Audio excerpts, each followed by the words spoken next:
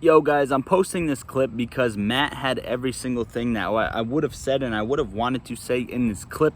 I was hoping he was going to burst out, and he actually did. So if you've seen his live stream, you don't have to watch this clip. You can click out of the video, but it is very important and I like what he had to say, and this should be spread to as many people as possible, guys. So enjoy this clip. Okay, I want you to look at this intraday picture of Robinhood stock at the very moment that Charlie put out this tweet. It was around 3:09 p.m. Eastern time. He tweeted, quote, "In a huge win for Robinhood and a big setback for Gary Gensler, who of course is the SEC commissioner, and the AMC apes, Hey, that's Financial us. Services Committee Dems quietly shelved plans to ban payment for order flow." Charlie's tweet, moving Hood stock, which spiked higher at the moment, and right now, as you can see, stands at, can somebody tell me, please? 20. $51, up 6.25%. To Charlie Gasparino, wait, I'm sorry, Charlie, please clarify. You say this is bad news for the AMC apes? Some of them like Robinhood now. Most of them don't. And it's not just Robinhood. There's a whole conspiracy theory among the AMC apes that payment for order flow is a way that brokers like Citadel rip off people and ripping off them and helps them. And they go so far as to say it's a little QAnon-ish. I don't want to indulge it too much, but it's they control that Citadel and Kenny Griffin. They call him Kenny G, by the way. Remember the guy with the trumpet, Kenny G? Every time they call him Kenny G. Sax, it's a sax, I'm sorry. Saxophone. It's a saxophone, It just reminds bro. me of the saxophone dude, Kenny I'm G. about They to call him freak Kenny out, G. folks. And, he's I'm about to manipulating lose my markets to mind. dark I get it. pools and this and payment for order flow. In any event, so the Financial Services Committee was looking at it. They were looking at banning it. There's a ranking member called Brad Sherman, Democrat, obviously. Maxine Waters, a Democrat, runs it, who was talking about banning it. And then quietly, in the last week, from what we understand, it's not what we understand, we've confirmed, they decided to essentially punt on this. They've said that they're going to direct. They put out legislation. Let's see if it even gets to the floor. That's unclear if if Nancy Pelosi, the House Speaker, is going to introduce it to the floor, and then the Senate has to vote on it to become law. But so the legislation that came out was that they want the SEC to study it and possibly study a banning of it. So it's a complete punt. It's a huge victory for Robinhood. Why is this? That's why Robinhood stock's going up. And the reason why is because they make a lot of money on payment for order flow. I mean, let's just define what it is. You get to trade at no cost at Robinhood, low cost and no cost at other discount brokers, depending on which one you use, because those brokers essentially take your buy and sell orders and sell it to someplace else, sell it to another broker. That broker matches the buyers and sellers, makes money off of the bid and ask spread. This is completely normal stuff. It sounds nefarious, but it's not, trust me. And they pay you for that money. Robinhood gets a lot of its revenues from that. So if it's going to be banned, as some people were talking about, well, that would hurt Robinhood, particularly as it just became public. And it looks like, at least in the short term, I mean, you can never say it's never going to be banned, but a bill like this being handled the way it is means it's going to take a long time for it to be banned. At least the legislation won't happen. Gary Gensler could come out and try to pass a rule that banning it, but it sounds like that's kind of an uphill battle as well. And so how did it go from let's ban it to let's study it? And the reason why is because Robinhood spoke, and I'm probably Citadel. I have this part I'm just conjecturing on, but they said, listen, you want to democratize the markets? No matter what you say about what we're doing, we have made sure more people could trade cheaply and more easily than at any time. Trading, democratization means more minorities are now trading stocks because it's easier and cheaper. The one way you do that is through payment and order flow, because nothing comes totally for free. And by the way, it's not that much. It's not a scam. I mean, you think Ken Griffin is scamming people? They're giving you the best execution. That's where we are. Realize that's why the stock is up. Back to you. Yeah. Well, yeah. I mean, that's the way. By the way, you wouldn't believe how many people have told me.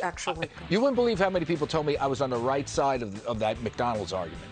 Oh, That I was wrong. right, you were wrong. The suits need to get your asses in the office, not just the people flipping hamburgers. That is not the issue. That You is. tried to All right. say The that suits- McDonald's was a small company, No, Charlie. no, I was saying that the suits got.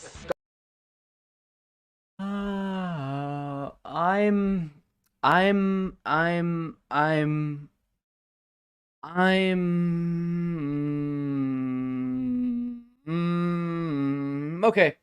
Uh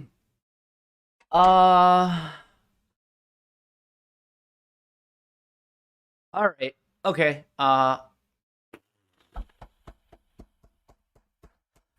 I'm trying to not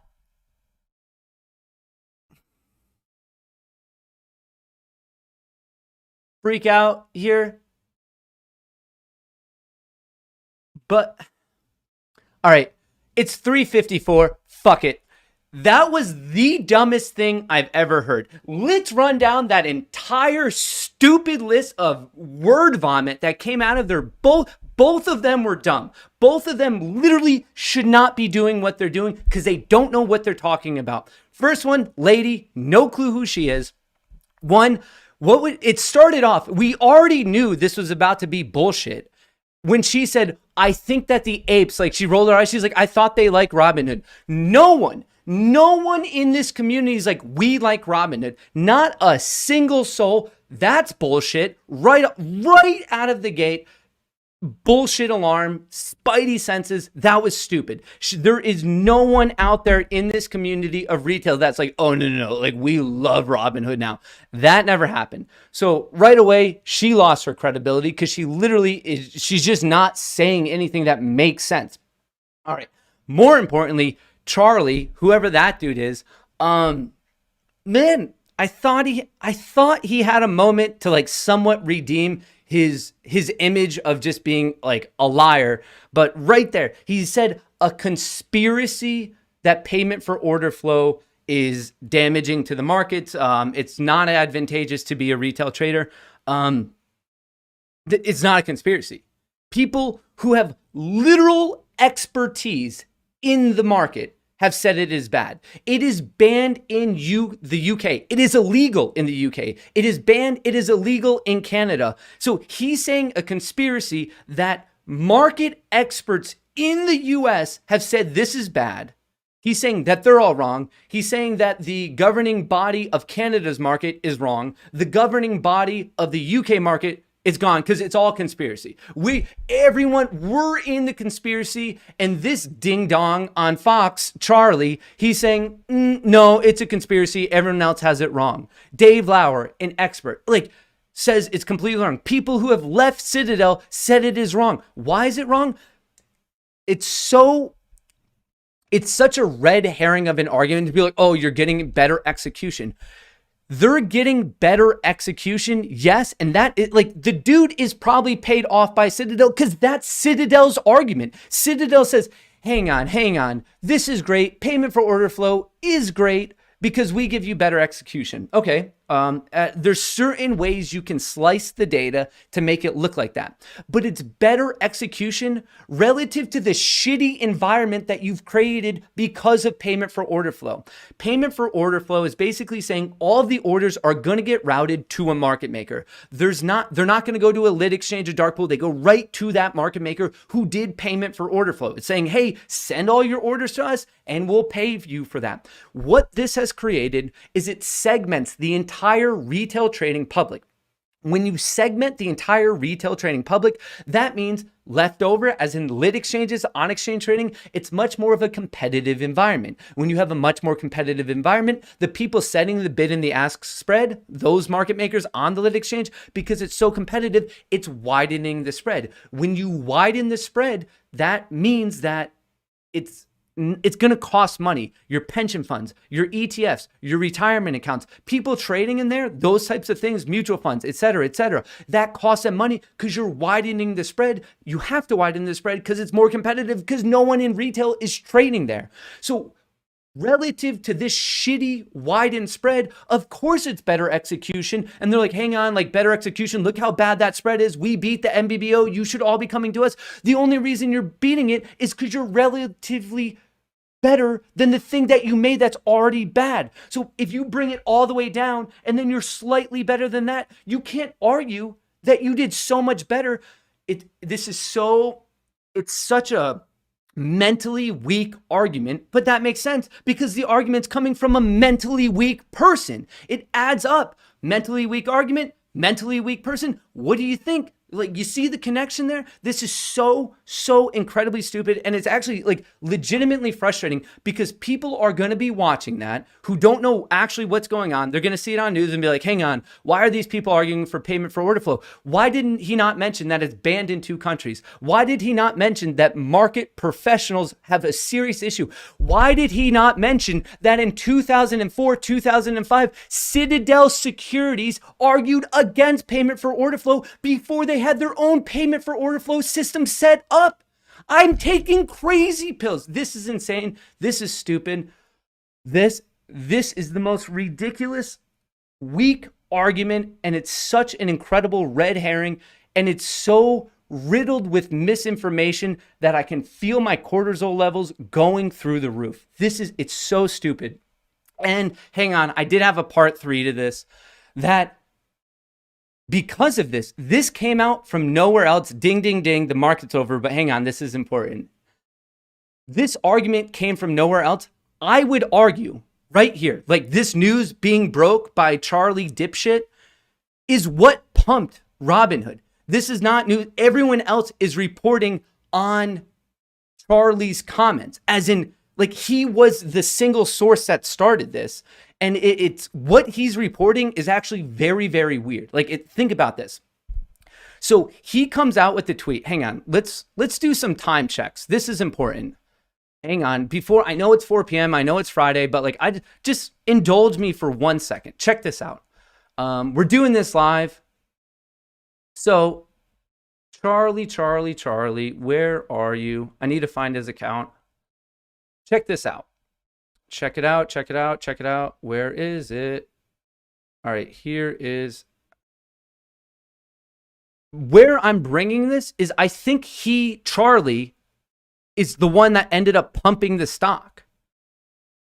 Where did he do this? What time? I want the exact time. So he tweeted this at 3:09 p.m. today, August 13th, 3:09. 3:09, right? Look at this. His tweet is what pumped Robinhood. 3:09. Look where the cursor is, folks. How is this legal? It was his tweet. He is the source of this information, but even this is like, it's bullshit. So 3:09 is what right here. 3:09 and we rip. We go from what? 49, 49.70, 49.80, all the way up to 52. It's his tweet that shot Robinhood up. But what's weird about this is if you look at it and then listen back to his actual interview, I was like, oh, did they pass on the bill?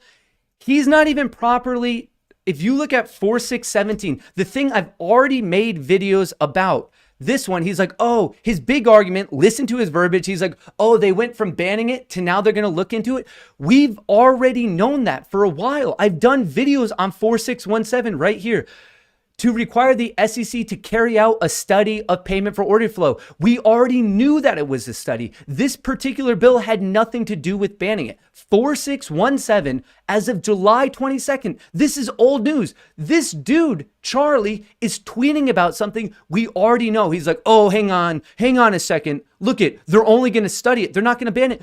We know that, man. He's bringing this up. We knew July 22nd to require the SEC to study. And he's now on the show of saying like it's some big thing that they're going to study it now. They're not actually going to ban it. We knew it was a study the entire time.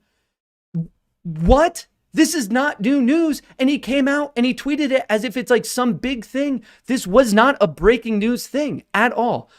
Ops right here. It's in his own words. Ops to study the issue. This is not a scoop. Dude, it's a scoop that he took from YouTubers from weeks ago, man. That's not a scoop. Ops to study. What are you talking about, ops to study? July 22nd. That's not a scoop. That's not breaking journalism. You, right there, this apparently respected reporter is taking news from like what YouTubers have been talking about since literally the end of July. This is so stupid. So this isn't a scoop. Payment for order flow is not a conspiracy to whatever her name is. No one in this community likes Robinhood. And alone, this tweet, which is not a scoop, it's in no way breaking news, is directly what pumped the stock at the end of the day. 309. You cannot make this up. This is so stupid. This is so insane. Wow.